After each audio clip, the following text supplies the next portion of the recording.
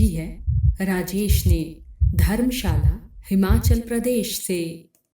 ये घटना जून 2012 की है। राजेश चंडीगढ़ में जॉब करता था। गर्मी बहुत ज्यादा थी।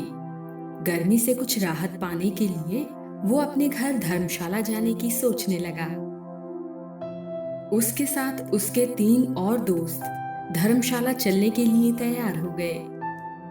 राजेश और उसके दोस्तों ने ऑफिस से छुट्टी ली और धर्मशाला के लिए चल पड़े।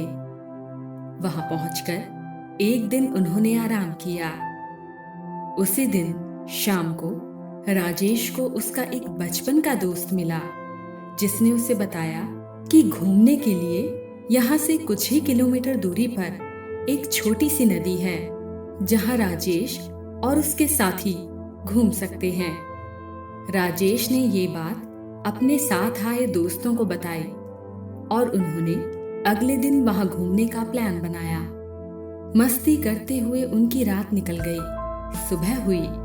पहाड़ों की खूबसूरत हवा उन्हें बहुत अच्छी लगी। लेकिन जैसे जैसे दिन चढ़ता गया, गर्मी बढ़ने लगी। उन्होंने तय किया कि जिस नदी को वो देखने जा रही हैं, वहां वो नहा भी लेंगे, जिससे इस गर्मी में उन्हें आराम मिल जाएगा।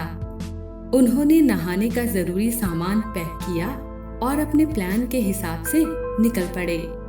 जब वे उस नदी के पास वाले रास्ते पर पहुंचे, तो वहां उन्हें एक दुकान दिखाई दी। राजेश ने गाड़ी रोकी। उसने दुकान से खाने और पीने का सामान लिया। वहां एक बुजुर्ग महिला बैठी हुई थी। उसने उनसे यूं ही पूछ लिया कि इतनी दोपहर में कहां जा रहे हो? राजेश ने जवाब दिया कि पास की नदी में नहाने जा रही हैं। इतना बोलना था कि उस बूढ़ी अम्मा ने राजेश का हाथ कसकर पकड़ लिया और बोली, मत जाओ।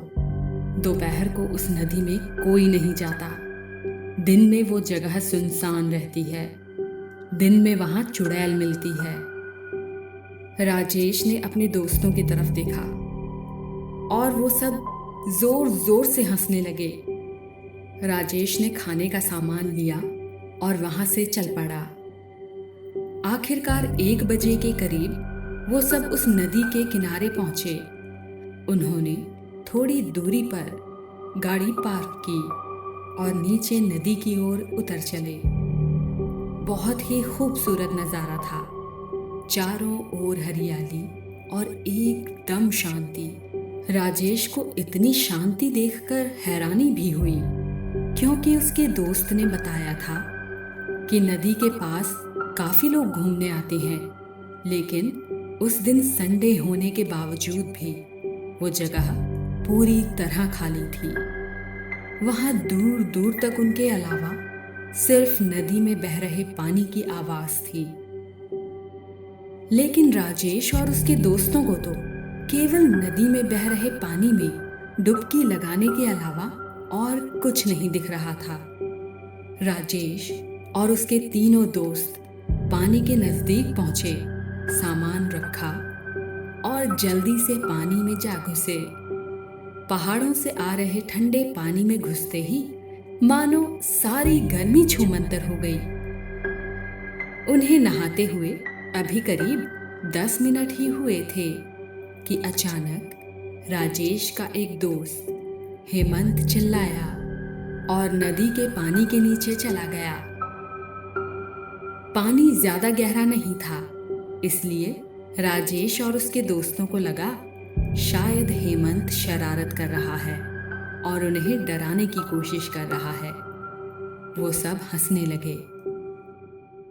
राजेश तैरकर हेमंत की ओर बढ़ा, पर वो ये देखकर हैरान हो गया कि हेमंत वहां कहीं नहीं था। तभी राजेश ने पीछे मुड़कर देखा। हेमंत नदी के किनारे एक बड़े से पत्थर के पास बिना पानी की मछली की तरह तड़प रहा था। सब जल्दी जल्दी उसके पास गए।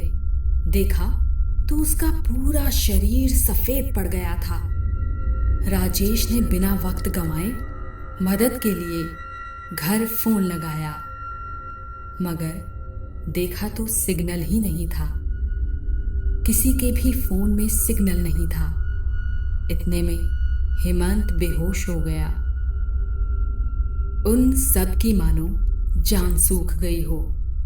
किसी को कुछ समझ नहीं आ रहा था। इससे पहले कि वो सब कुछ सोच या कर पाते, उन्हें एक आवाज सुनाई दी। ये आवाज नदी के पास के पेड़ों से आ रही थी।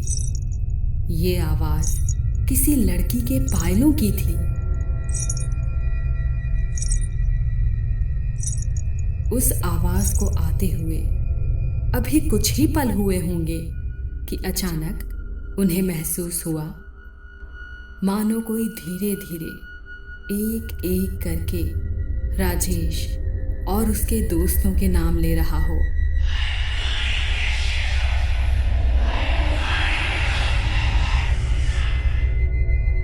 कोई लड़की उन्हें पुकार रही हो, पर उस तरफ कोई भी नहीं था। राजेश ने जोर से चिल्लाकर पूछा, कौन है वहां?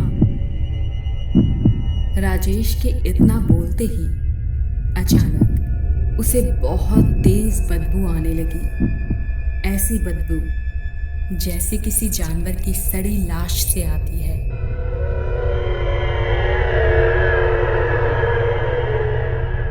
बदबू इतनी तेज थी कि सांस लेना मुश्किल हो रहा था।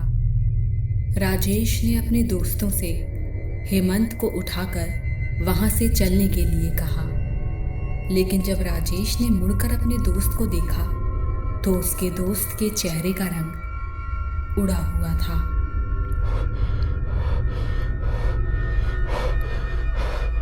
उसने सामने इशारा किया जिस ओर राजेश की पीठ थी। राजेश को समझने में देरी न लगी कि उसके पीछे कोई है।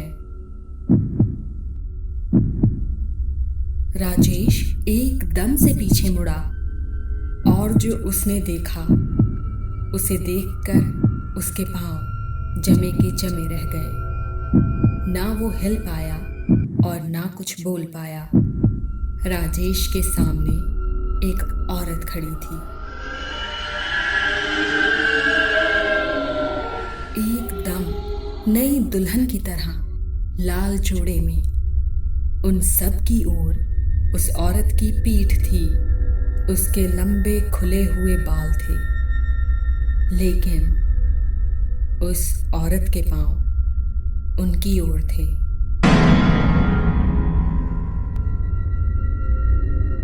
और वो जोर जोर से सिसकियां ले रही थी।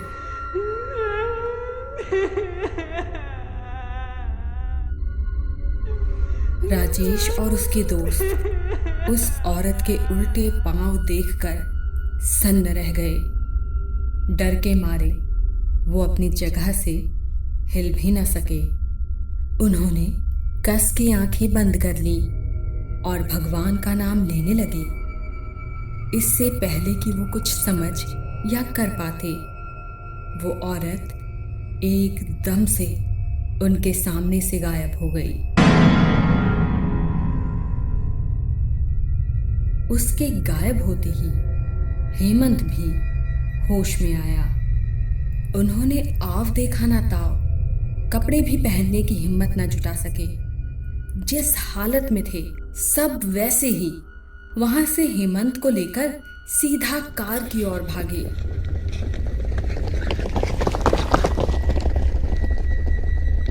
सब जल्दी से कार में बैठे।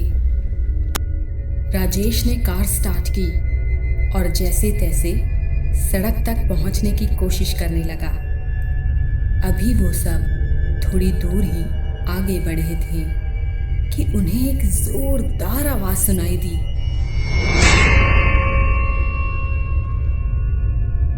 जैसे उनकी कार की छत पर कोई भारी पत्थर गिरा हो। राजेश ने कार रोकी और वो सब कार से बाहर निकले, ये देखने के लिए कि कार पर क्या गिरा।